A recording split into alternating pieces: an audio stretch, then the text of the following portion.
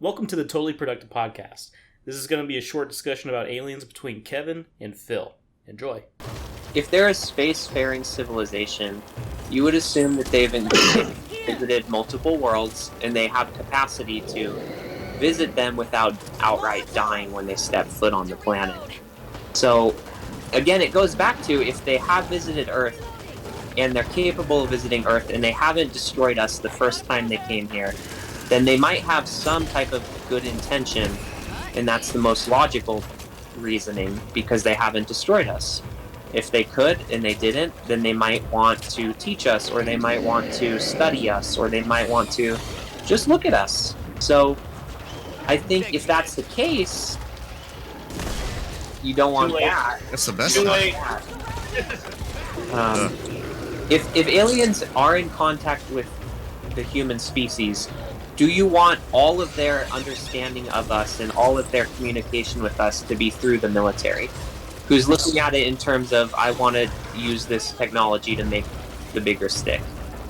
Do you think that they might possibly start a war inadvertently through their effort to capture their technology and use it for their own? Would you rather have a diplomat be the representative of humanity than a military commander?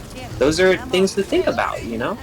Yeah, you don't want 100 different people trying to communicate with them, right? No, you don't. Yeah, you want someone with a cool head, right? Who's not going to inadvertently set off a space conflict, right? Like, that's a good point. That's what you want.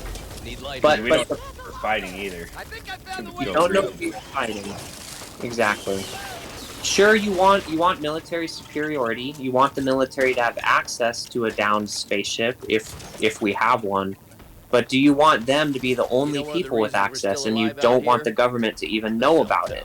I don't think so. I think you want the government to know about it so they can, get more funding for it. They can dictate the priorities of the legislature and create new laws based on what's the most important focus of the day. And knowing about aliens and having access to their technology is probably one of the most important things you could have and that you could vote on as a society, Either way, I think it's a good thing that Congress is creating laws to protect whistleblowers and they're having hearings, because if this technology is real, it's highly likely that the Congress doesn't know about it and it's not being legislated and it's just the wild, wild west. It's whatever the military wants to do with it. So, it's good to get more people to understand it and hopefully share it with the broader scientific community at some point in time, because there's a lot of potential benefit to having technology that redefines our understanding of physics and all of that. Yeah, I mean, it's like X-rays, penicillin, lots of stuff that was made without the intent to make it. It's just other scientists got a hold of it and they followed the research where it was interesting and applicable, and they made good things for the world from it, Chocolate chip cookies, the most important accidental discovery of mankind. What about Viagra? Yeah, it's important too. It was invented for pulmonary edemas, and they found out it gives people raging boners. Oh God. Wait, what?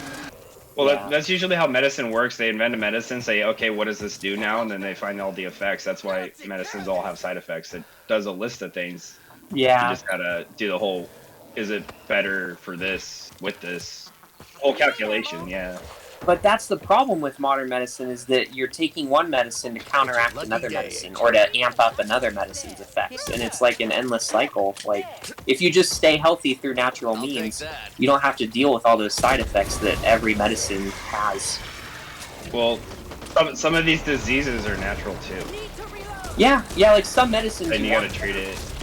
You're right. But for example, if you're obese, you have to take medicine to control your blood pressure, and that has effects on XYZ. Whereas if you just eat healthy, now you don't have to be concerned with XYZ or high blood pressure. So medicine is not a cure-all, and in fact, in many cases, it can make other things worse. Medicine's true purpose is to help out with the quality of life. I think so. Yeah. Take these. Like insulin or pain meds, and then people take it out of whack.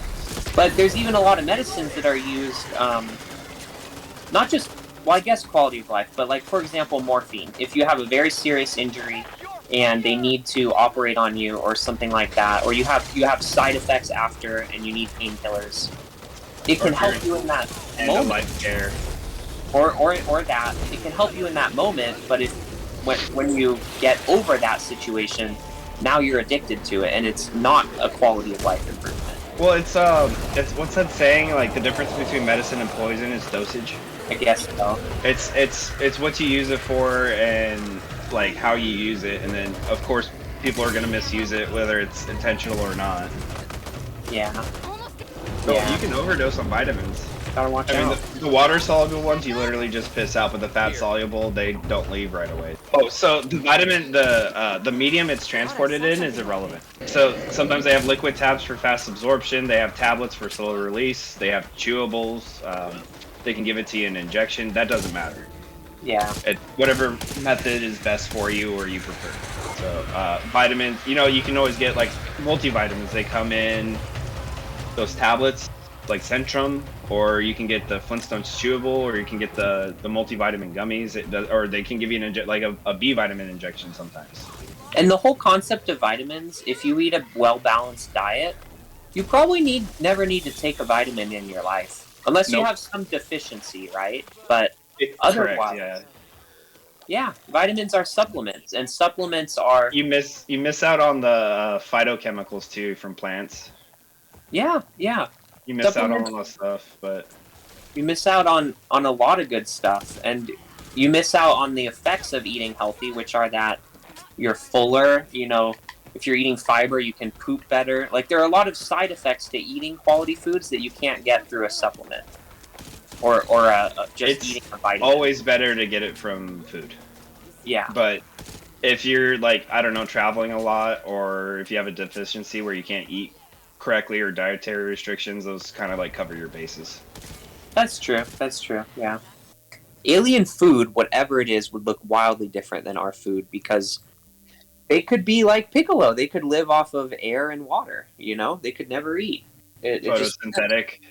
yeah, it's very possible. Like, look at how much energy we can harness with a single solar panel on a roof for a day. And if their skin cells could do that, they could have enough energy to function as a living organism, sure. Especially if they were very efficient at capturing that energy. Maybe the sun on their planet gives off more radiation than ours. Maybe they're closer to the sun. Like, they could live off of that. They would have to be really Oh, bored Jesus Christ. or like really, really fervent. Because to a point that was brought up earlier, the amount of effort it would take to go like these vast distances and carry resources and platoons to invade.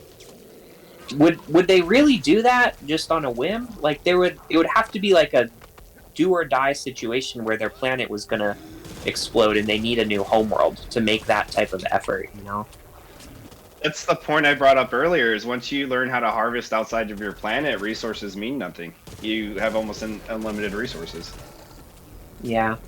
But you were talking earlier about the position of Earth in the Milky Way galaxy is very hard to reach. And is it worth your effort just to go over there and start some riffraff with the humans? That's the other scary thing. What if they're just bored? Space pirate. But let's assume they Yeah, can that would live- be wild. Let's assume they That'd be can live and scary die. wild. Like, they probably would not try to start a war where they have a risk of dying themselves just for fun. Wars usually overpower resources, things like that, Yeah, we could have space Vikings, man. Like, we're gonna go around and anybody that looks like they can fight us, we're gonna fight them because that's who we are. Yeah. Are they not afraid of their own mortality? Are they, like, invulnerable? So what is their value system as a society, then? Strength. It would be strength. We show strength at all costs. And if you're stronger than me, then end me, because that gives me glory, because I didn't show any fear. Oh, no, that seems possible, but, like, less likely for an intention for an alien race to visit Earth. Let's hope. Let's hope. Let's hope. But to me, it goes back to if they visited Earth and they haven't destroyed us, and they could, it's probably some noble intention, Allegedly. That's the scary part about it. Is it's just you don't know. You can't calculate it. I would liken it to, in the world there are different countries, there are different people, there are different groups. They're not all trying to kill each other at all times. Like there's a level of coexistence to where you have your interests, they have theirs. And in the universe and in the galaxy, if there's different forms of life, they're probably not all trying to kill and conquer each other. They're more concerned about getting their energy or their planet. Like You're thinking about the lens of being a human. These things are not going to be human at all. Completely different paradigms, philosophies, all that. If they're a species, I think you can safely assume they're interested in their own survival as a species. Not necessarily on the individual level, but as the species level. So like, would they go out of their way and risk their own species survival if it doesn't really benefit them? I don't think so. But if they have that type of value system, like they like to kill things for sport, then it would be more of a predator situation where you have like one, like, tough. That's another possibility. Visiting the planet, but not the whole species trying to take it over. You know what I'm saying? Or good intentions, or not worried intentions. We're not worth their time. That's the other thing. In either way, it doesn't seem like threatening intentions, really. So, if there is a whole galaxy of different species, wouldn't you want to ally, create some type of shared group so that if someone comes knocking on your door, you've got another species that can back you up and vice versa? Like, wouldn't you want that? If they're worth it. Otherwise, what's the point if I could just take everything and set everything up myself? Well, if they give you the same weapons and they say, let's join a team and let's defend each other, then now you're equal as well, Like, But why would you give somebody weapons? There are They could turn around and get you. So what if, for example, they could go on planets that were highly carbon-based, and we could go on ones that were highly oxygen-based, or like vice versa, and they wanted us to be able to explore certain worlds or defend certain worlds, and then we would form kind of a shared value and kind of like form a group to defend each other. I think that would be amazing, but practically speaking, they could just build spaceships or little colony bubbles. Yeah, sure, that's possible. But I think in this idea that there are multiple species in the galaxy, there would certainly be factions that evolve. Just like the axes of powers and the allied powers, like in the major world wars. They would form cliques, right? That's probably point. Space World War. It transcends worlds. It's Galaxy War 2.